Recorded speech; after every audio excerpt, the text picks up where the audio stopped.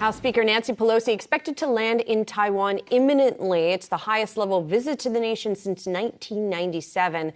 The trip has proven highly controversial. It comes amid deteriorating relations between the world's two biggest economies.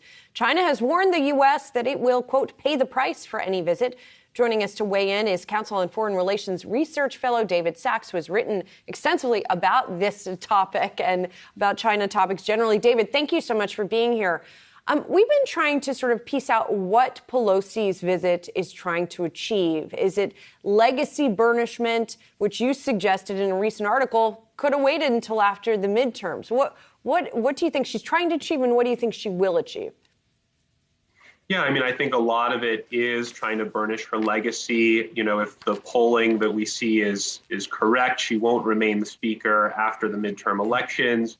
Her position on China has been consistent, and she's considered quite hawkish on China, going back to when she unfurled a pro-democracy banner at Tiananmen Square decades ago. And so this is largely consistent with her criticism of China and support for Taiwan over the years. I think she likely also felt a sense of urgency to do it, given what's happened in Ukraine. A lot of analysts have drawn comparisons between Ukraine's position vis-a-vis Russia and Taiwan's position. There are certainly some similarities there. And I think that she felt it was important to show solidarity with Taiwan, and that the United States supports Taiwan as China increases its aggression and coercion towards the island, and as we remain focused on Ukraine. And so additionally here, this comes as there is going to be the party Congress for Xi. So discuss the timing there for us and the implications that could also come as a result of that timing.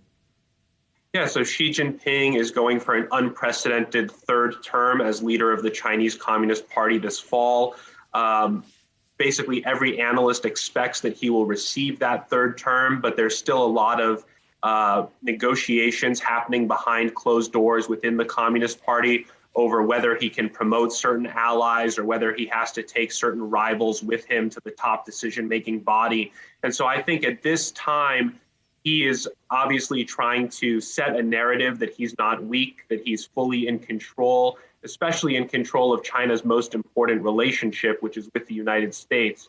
And so in my view, a lack of a Chinese response right now is not really in the cards, because Xi Jinping doesn't want to risk looking weak. And so I think China will err on the side of overreacting to Pelosi's visit rather than underreacting just for domestic political considerations. We also know that there are significant economic headwinds right now in Beijing. There's pushback to Xi Jinping's signature zero COVID policy. So he could also find it useful to kind of rally the Chinese people around the flag, around a shared threat or a shared challenge to China by the United States and Taiwan. David, that overreaction response that you mentioned, what would the implications be to American companies operating in China? So we've already seen the beginning of a Chinese response.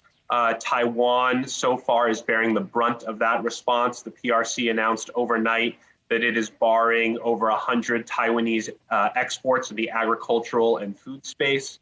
They also announced significant military exercises opposite Taiwan and are challenging the median line, a line in the middle of the Taiwan Strait where, generally speaking, China and Taiwan do not operate militarily over that line. And there was a significant cyber attack as well on Taiwan's government websites this morning. So I would expect that to continue, with China trying to squeeze Taiwanese businesses operating on the mainland. I think that'll be a major thrust of their campaign. It'll be economic coercion. It'll be reducing market access. It'll be making lives more difficult for Taiwanese businessmen on the mainland. But in terms of what it means for U.S. companies, I think everybody, of course, is going to be focused on semiconductors, focused on Taiwanese exports to the United States. And one thing that I would say is, if the PRC does significant missile tests, for instance, in the Taiwan Strait, essentially closes down the Taiwan Strait to international shipping because of military exercises, then of course that will ripple through global supply chains, given how reliant companies around the world are for Taiwanese inputs, above all semiconductors. So, David, obviously some really far-reaching implications of all of this. Fast forward 6 months from now, where do you think this relationship is going to stand between the U.S. and China, with, of course, Taiwan as a part of that? And then what are the implications of that? Yeah, I don't think that the U.S. China relationship is going to get better in the next 6 months. I also don't think that we've seen the bottom of the relationship yet. President Biden did hold over a 2-hour conversation with Xi Jinping, but according to reports, it was quite a tense phone call. And so I don't think that we have found the bottom here. The U.S. is going to continue to show support for Taiwan. I also think that the Chinese reaction will, in the long run, be counterproductive to its interests, because it'll only prompt the U.S. Congress to do even more to show its support for Taiwan. So, I think that we could be in for a crisis. And the other thing that I would say is that I don't think that we will know the full implications of this visit on Thursday or Friday of this week. I think this will play out over a course of months. So China will unveil a response this week. And as I said, we've already seen the beginning of that response. But I would expect that China continues to respond to this visit well into the fall and winter. And there are certain things that it will announce, certain measures it will take coming out of the Party Congress that we will eventually trace back, I think, to this visit as well. David Sachs, Research Fellow at the Council on Foreign Relations. Good to see you. Thank you.